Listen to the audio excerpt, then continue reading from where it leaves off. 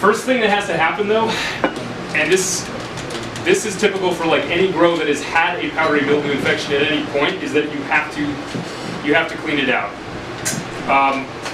First couple of times we tried these with the buildings, like the person was like, all right, the owner who was not the grower was like, how do I solve this? Tell me what chemical will fix this. And I was like, thinking inside my head, if I give you another chemical, which I don't want to do anyway, you're just going to make it resistant to that too. And he's like, well, how do I fix this? And I was like, you can burn your building down.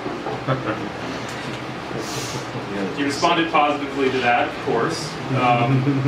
We did end up using killing it with fire method, which I'll explain in a second. We weren't literally going around like an alien, burning pods and stuff, but we did find a very effective way to combat this. First thing you got to do though is seal literally every surface that you can. Particularly in a lot of grows that were started off as medical early on before they established pretty clear standards and requirements for industrial hygienists. A lot of the old grows are in old warehouses. They're not in industrial spaces that were necessarily developed with the intent to use them for growing plants inside. The walls are porous, whether it's brick, whether it's drywall, typically any type of surface. Plywood. Ceilings like this. What's that? Plywood. Plywood. Typically, most types of surface, even if you don't think of them as porous, they are porous, and you're gonna have contamination in them somewhere. So we're not industrial hygienists. What we did was make the recommendation. They hired a hygienist and a contractor, put in USDA. Basically, this just means that you've got food grade fiberglass reinforced plastic panels. First thing they did was have them seal over literally every surface that they could, because they actually had drywall in their grow rooms, and drywall is extremely porous. Seal over everything with something called kills. You can just buy that in bulk. It seals in the spores and it neutralizes them, prevents them from creeping back out. Then just to kind of like seal that up, we actually had the, that's a terrible image. It's supposed to be FRP. It's not like you could find a picture of a flat plank of something and FRP is fiberglass reinforced panel. It's fairly prosaic. They had a contractor put up FRP. Key thing with FRP is just get a smooth surface. Most of them come with an antimicrobial coating anyway. They've got fire ratings that are pretty good. They're rigid, non-corrosive, they're easy to wash. If your room is empty, you can spray that thing down and just wash off the entire surface. Some manufacturers even make it for the ceilings, although you don't necessarily have to go that far for reasons I'll explain in a second. These guys actually carry the type of FRP panel that I was talking about. I make no money from them, they don't know me, but if you ask the contractor, they carry something called Crane Composites, which I do like because it is used pretty widely in the food service industry, particularly for this reason, in kitchens to prevent like bacteria from sticking to them.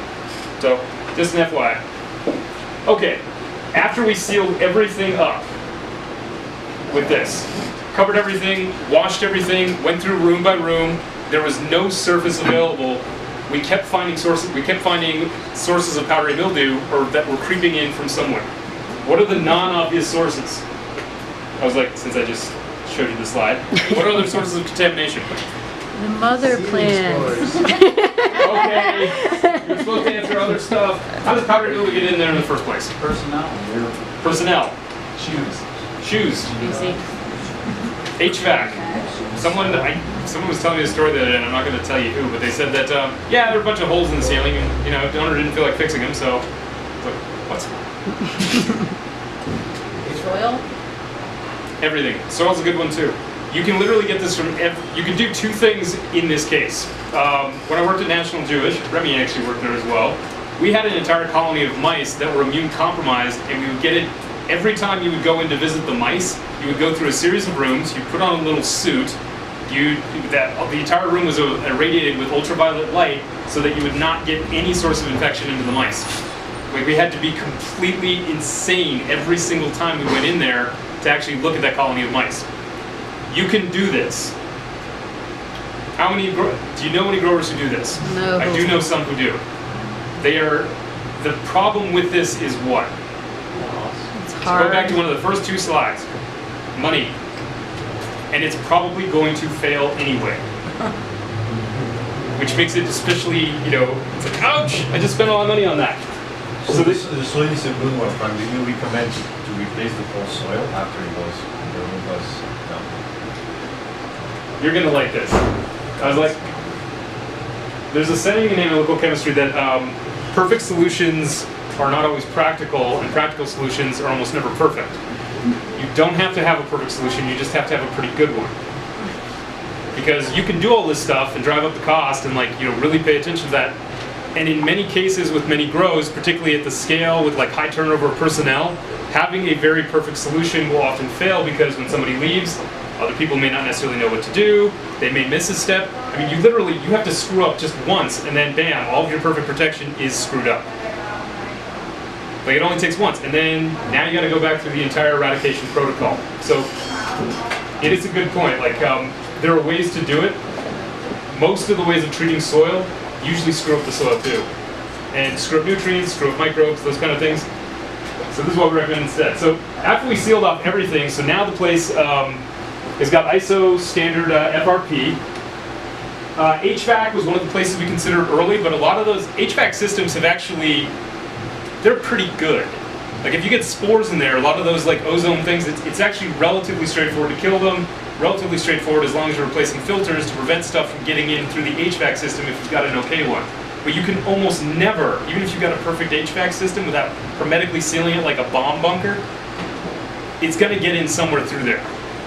But you don't have to worry about it actually getting trafficked and dispersed throughout your HVAC system if you're paying a little bit of attention to it. So you do have to worry about, after you've sealed it all off though, from non-obvious sources. So where we found, or where we thought we were getting this from, was actually the sealing. Now this was a solution that I came up with after reviewing what hops growers do in Washington State. So in Washington, they did not have a problem with powdery mildew until 1998. So not that long ago. It devastated their crop because that pathogen had not been in that area for something like 100 years. All of the hop strains there were susceptible to it. So literally whole fields, and guys who've been working their entire lives in the hop fields are just like, what do we do? Some cases they bred resistance back in, but in other cases, as mentioned, you couldn't really necessarily breed it back in without destroying the properties of the plants. So a scientist there who does work almost exclusively, his whole career is based off of studying powdery mildew on hops. Forever.